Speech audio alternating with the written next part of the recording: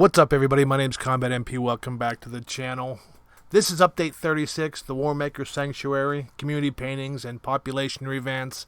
What an amazing trailer. It makes me want to jump right back into Conan Exiles. You never know, I may do that here very soon.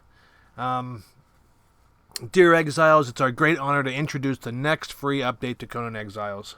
Update 36 adds a whole new dungeon, continues our population revamp, and makes significant changes to things like temperature, attributes, and weapon stats. Finally, we're adding a couple of hidden secrets and Easter eggs that we think you'll enjoy, and paintings inspired by the winners of our building contest. We're incredibly proud of the work the team has put into this patch, and we hope you enjoy the new content. Unfortunately, this update is currently only available on PC, but it will be rolled out to our consoles as soon as possible. For the full patch notes of all the changes made, head over to the Conan forums. I will leave a hyperlink down below. The new dungeon, the Warmaker Sanctuary. This update's main feature, its piece de resistance, is the new Warmaker Sanctuary. This ancient sanctuary is now open for intrepid adventurers to explore, and inside you'll face some of the most dangerous enemies ever encountered in Conan Exiles. This location is meant for the mightiest of adventurers and should not be taken lightly.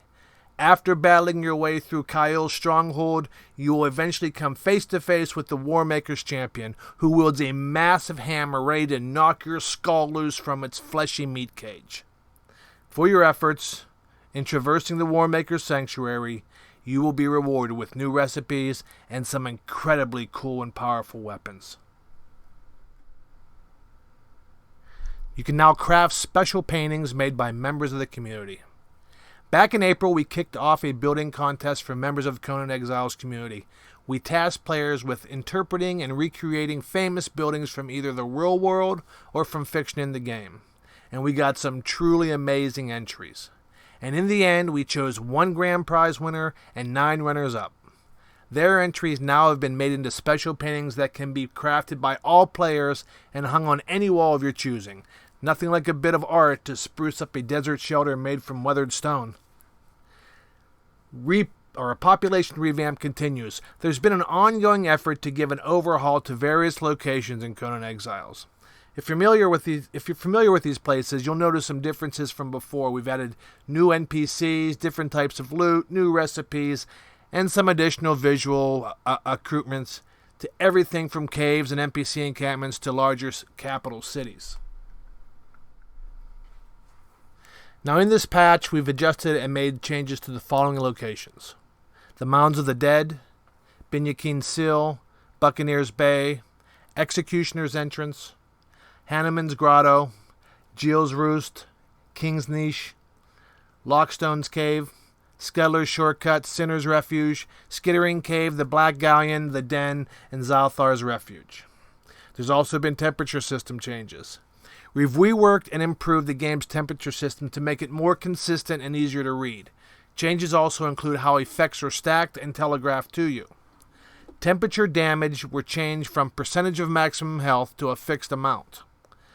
Food and drinks granting healing and or chilling buffs now have tags to indicate what sort of buffs they grant.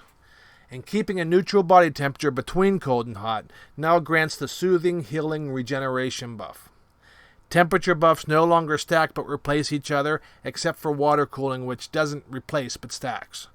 Temperature rebuffs cannot override or be overridden by temperature buffs. Drinking water provides a water cooling effect instead of cooling down. Attribute changes. The survival and agility attributes have been overhauled to make them a little more viable when setting up your character's stats. Survival will now grant you protections against negative effects like bleeding, poison, cripple, and sunder.